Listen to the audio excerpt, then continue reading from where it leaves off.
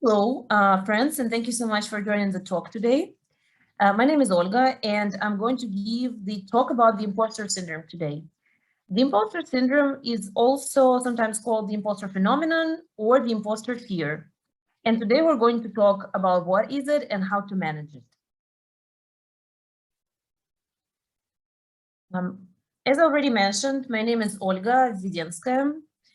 I have obtained my MD degree from Moscow in 2012, my PhD degree from Berlin in 2017, and for the last 4 years, I've been working as a postdoc in Max Planck Institute in Dresden, Germany.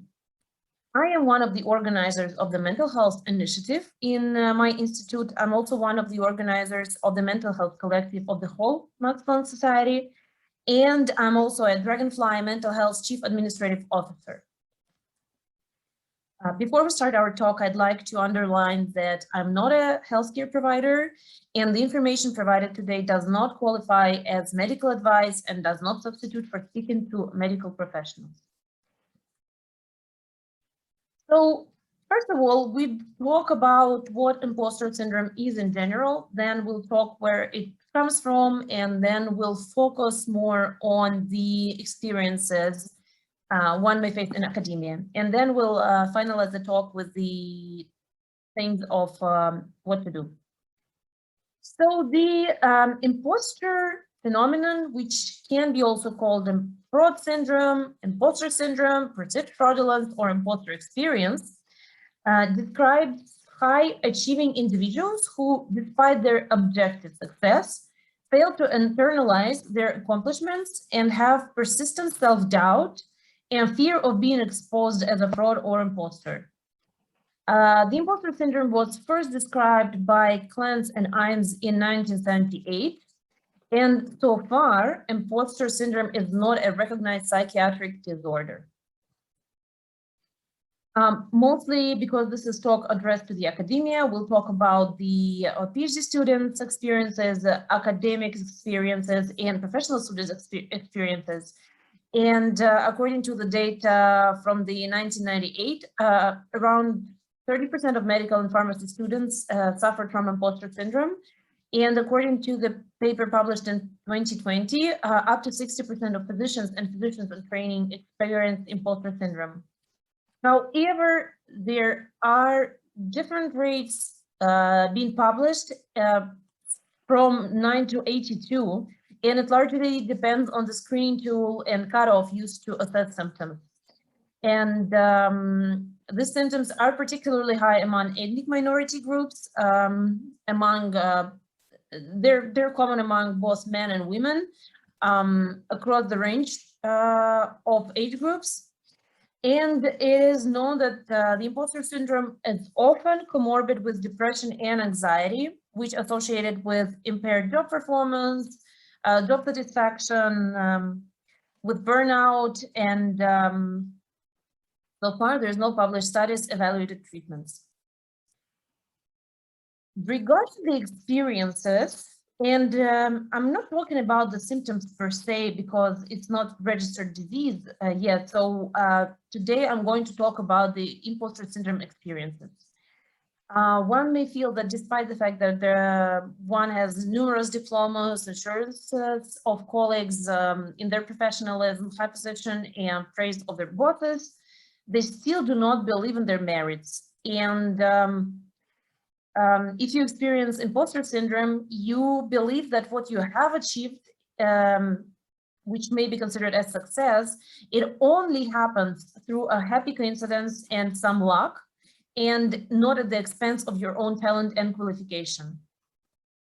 You may still feel like you're driving others around because you don't really understand what you're doing, and you don't understand anything about your work. And while, as I already mentioned, imposter syndrome is not a medical diagnosis, it still can significantly ruin your life. One may feel also that no matter what they do, all of it can be negatively evaluated, and they find themselves in the position that whatever the position or job they have, they just got it by accident. So the thoughts can typically be such as when they find out the truth about me, they will definitely give up on me. Let me remind you of the story about the king who wanted to have the most fancy outfit possible and was convinced that he has this outfit while actually the king was naked and everyone could see it. So the imposter syndrome makes us believe that we are here by accident, and as soon as people around us will reveal that we are that naked king, people will see that I'm that naked king, that will lead to the feel of shame. And self-esteem of people who suffer from imposter syndrome, it depends on the achievements that they can demonstrate, and therefore it's not fixed. So they feel like I achieve and therefore I have the right to be. Where does it come from? There are multiple theories claiming one or another factor, and this can be indeed one or another factor or combination of them. So people talk people talk about the environmental or institutionalized discrimination, which caused the imposter syndrome or may cause the imposter syndrome, and some personality traits like anxiety and neuroticism, which is connected to a childhood and attitude experience. For example, we'll talk a bit more about the trauma. So if child's value is determined not just by the fact of their existence, but through the prism of their achievements and the lack of them, or the lack of them, then the child may develop later on the imposter syndrome. And this trauma doesn't necessarily come from the family. It may come from the school or other environmental factors. Basically, it means that at the moment of its development, the child was perceived by significant as an object of their own achievement or an object that must constantly demonstrate these achievements. So the child is noticed only when they did something and it was evaluated. For example, brought an A, won a contest, earned $1 million. Or the child is constantly devalued by adults and gets used to living in a world where they are constantly in the shadow, where their achievements go unnoticed. So in both of these examples, in both of these cases, the child's basic value is ignored. No one is telling this child that it's great that you are with us and that great that you just exist. And in the end, with such treatment, a person grows up with the feeling that they have to reach as much as possible to be seen, loved, or acknowledged. And let's compare. For example, one parent may say, oh, this is a nice drawing. You drew it a good technique and we'll send you to a very famous drawing school where only talented kids get accepted. So you'll enter this fancy school and become a famous artist. And in comparison, parent may say, oh, did you like to draw? Did you enjoy drawing? How pleasant I am that you have time and desire to draw and we can do it together.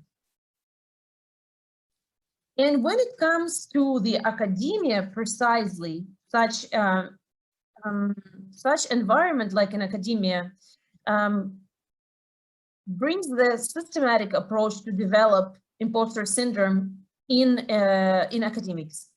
So it is estimated that around 20% of university students suffer from imposter syndrome. However, out of my experiences, these numbers are much larger. For example, when we were talking about the imposter syndrome talk with my colleagues, we got together and it was around 12 of us. Only one said that they don't have an imposter syndrome, while other 11 claimed that they do have an imposter syndrome. What are these systemic things which make academics and people close to academic life experience imposter syndrome? One thing is the constant comparison of academic achievements, starting from sometimes kindergarten, then promoted in school and uni. For example, one may think that I used to be the best and I used to have the best grades in school, but now I'm the most stupid person in the uni. Sometimes it is a constant comparison of research achievements, such as, for example, one may think my peers have already published so much and I have just joined my PhD and I don't know what I'm doing, and they have already publications in Nature, Science, and Cell. Sometimes it comes from the top. So sometimes the supervisor can say, all my PhD students have to graduate with the top journal paper, and you will not graduate until you have one. And of course, we probably have all experienced the constant comparison on efforts put. For example, the PI can say, my other PhD students work during the weekend. And you may feel that because you don't work on Saturday and Sunday, you are a sloppy PhD student, so you don't belong there. And this whole causes the whole thought process causes one to experience the imposter syndrome. And of course, some sudden unsuccessful event on academic path, for example, one may think things were fine, but I got destroyed by supervisors during my defense and I barely passed, so I don't belong here, I don't deserve my PhD. Another thing is financial instability, especially compared to the peers who did not choose academic paths or who chose academic paths coming from academic families. So this is particularly valid for the first generation scientists. So their parents may tell them, oh, your former classmates are married and providing for their families, and you're already 32 and still didn't have your defense. Why don't you find a normal job finally? And so all these things make the person who suffers from imposter syndrome evaluate themselves through their achievements. And especially it is promoted by the system in academia, because in academia that is the success criteria. And so if you evaluate yourself through achievements, you will feel that you don't have a solid fundament, you don't have a solid self-esteem. And especially this is the case because the failure is pretty much a part of a job in academia. And of course, when it comes to the experiences of marginalized groups, such as persons of color, LGBTQ plus folks, first generation scientists, scientists with disabilities, international scientists, and women, they experience institutionalized discrimination, and they're often told that you're not good enough for academia, you're too pretty to be a scientist, your outfit is not academic enough, and so on. And then you should have chosen some other job if you want to have stable financial situation. So all these things make marginalized group to feel that they don't belong in academia. So they do experience imposter syndrome. What such experiences causes when it comes to the mental health is that imposter syndrome brings the constant basing background anxiety, which on closer examination turns out to be fear and shame. So this is the fear of being exposed and the shame of not being at your place. And so the imposter, the person suffering from imposter syndrome always has this feeling that everyone else knows how to live, but they don't, and they just pretend. So they smile, nod, participate in conversation, but there's some important part missing in their life, maybe some knowledge or some skill. And if it becomes clear to others, something terrible will happen. So basically, according to our evaluation, pretty much everyone seems to know what they're doing, and that you're the only person who doesn't know what's going on. And what is this something terrible which may happen if everyone will find out? First of all, it's the fear of exile, and it is especially impactful for immigrants. So one may think, oh, my contract will be terminated and I will have to go back home without a degree if they find out that I don't understand anything about it. And such anxiety can disguise itself in a great fatigue, can turn into procrastination, which is connected to a sort of non-fulfilled perfectionism, or sometimes it can also disguise itself in a substance abuse. And another thing which person with the imposter syndrome experiences is that they live with the constant desire to receive confirmation that they really have the right to be there and to have what they have. So this is the desire which should be supported by someone outside.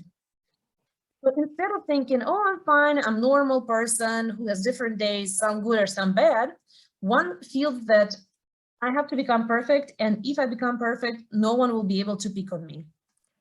And the main issue with this particular aspect is that such a desire, such an assessment will never be saturated. And even if they're told that they're doing good, it only causes a temporary relief on anxiety. And it comes from the belief that one can become ideal. Again, so when you're told by your boss that you're doing great, you may think, oh, they just say because they feel sorry for me, or because I tricked them well, or they distract me, but in fact, I know that they're looking for someone to substitute me.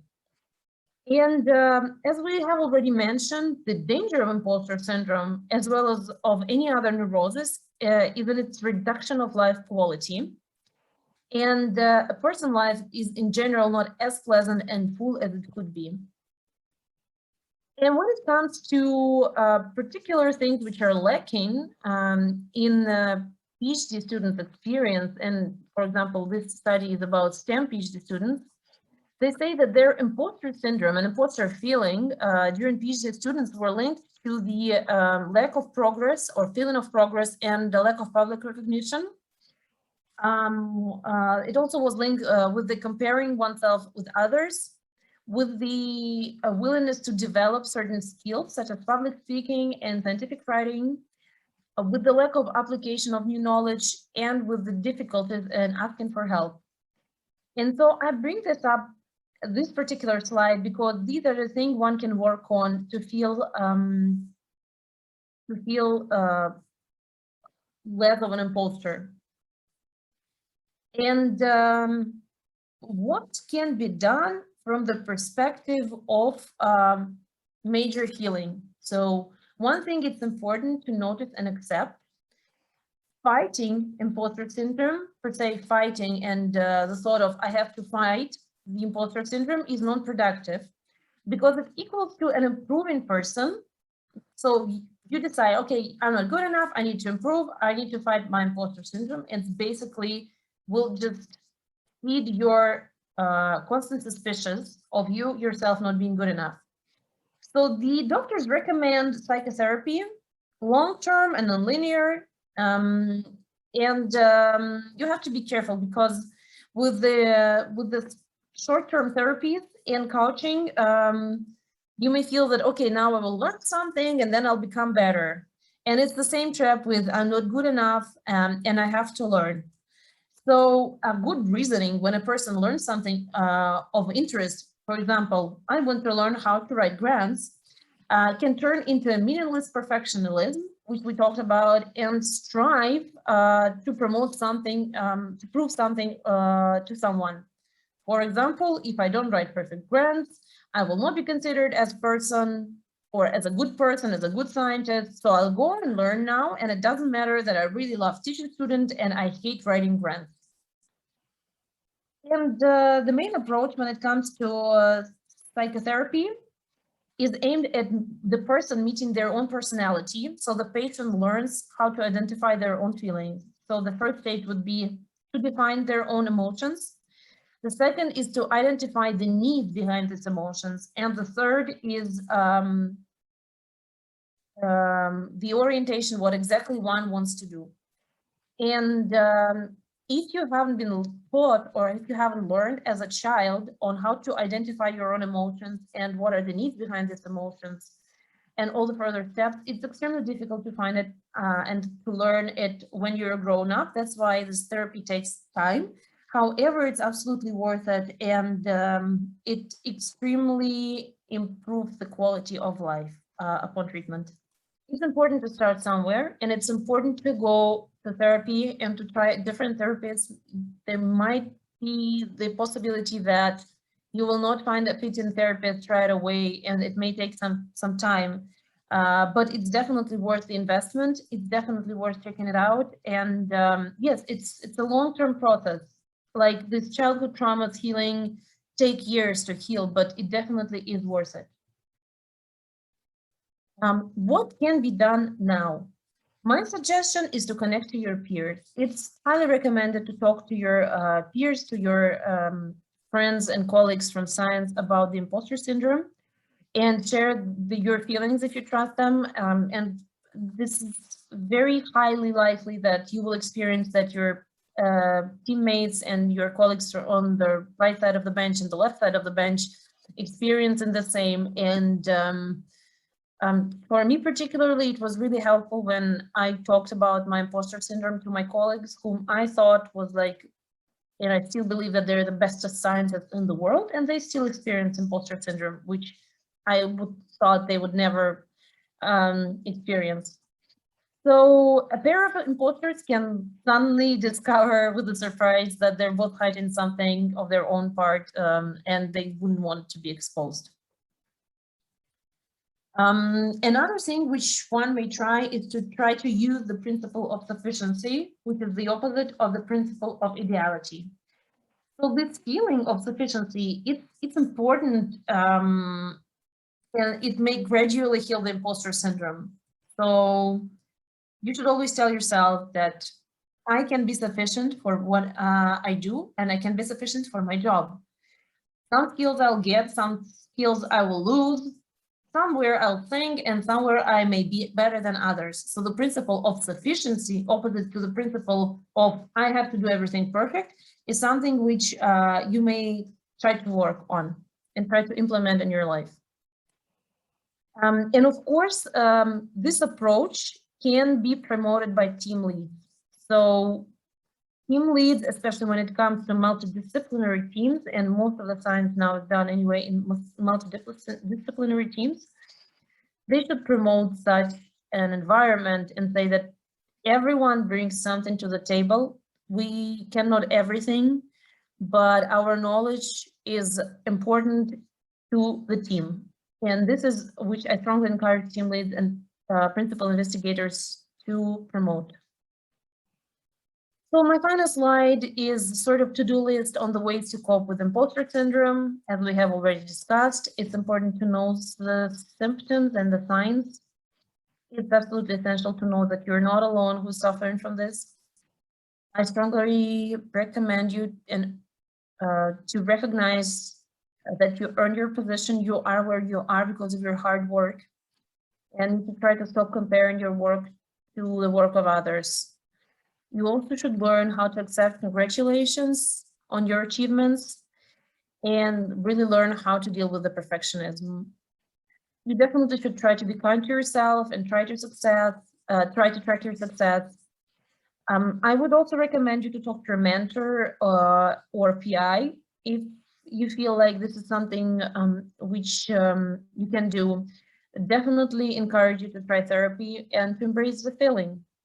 With this, I'd like to thank you so much. Bye.